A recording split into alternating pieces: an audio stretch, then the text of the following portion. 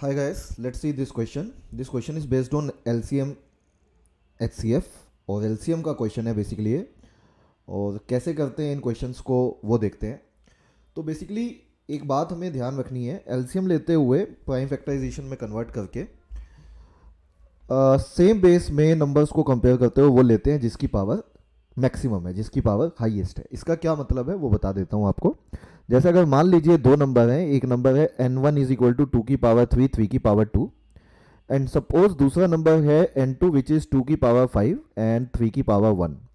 और सपोज मुझे इनका एलसीएम लेना है, तो क्योंकि ये प्राइम फैक्टराइजेशन में ऑलरेडी हुए हैं, तो सेम बेस वाले नंबर्स को कंपेयर करते हुए वो लेते हैं जिनकी पावर ज़्यादा है, मैक्सिमम है, मैक्सिमम वाला उठाते हैं एलसीएम में। तो 2 की पावर 5 और यहाँ पे भी मैक्सिमम वाला उठाएंगे तो क्या लेंगे, 3 की पावर 2।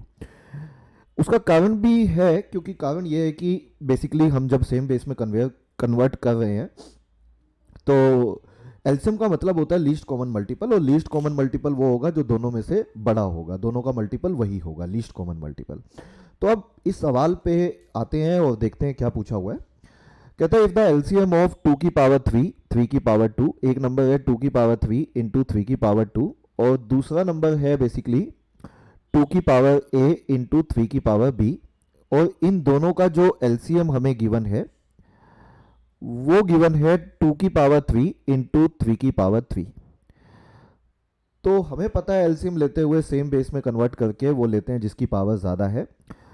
तो अगर मैं आपसे इन दोनों का एलसीएम पूछूं तो एलसीएम आना चाहिए 2 की पावर 3, जो ऑलरेडी 2 की पावर 3 दिया हुआ है क्वेश्चन में।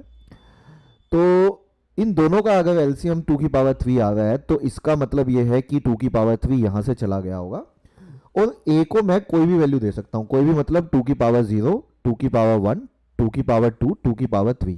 इनमें से अगर मैं इन चार वैल्यूज में से कोई भी वैल्यू 2 की पावर 0, 2 की पावर 1, 2 की पावर 2, 2 की पावर 3, इन चार में से अगर मैं 2 की पावर a को कोई भी वैल्यू देता हूँ, can we say LCM change नहीं होगा, एलसीएम 2 क्यूब ही आएगा।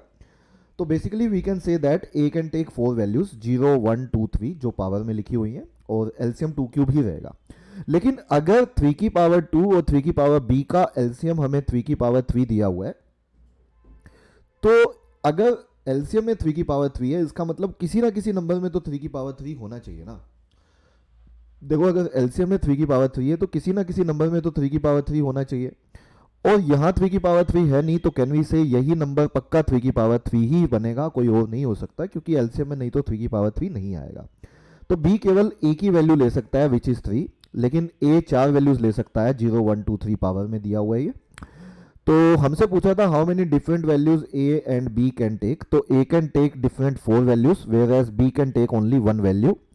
कितनी ले सकता है ये पूछा था, तो 4, 1 आंसर होना चाहिए। आंसर ऑप्शन डी मैच करता है और यही सवाल का सही आंसर है।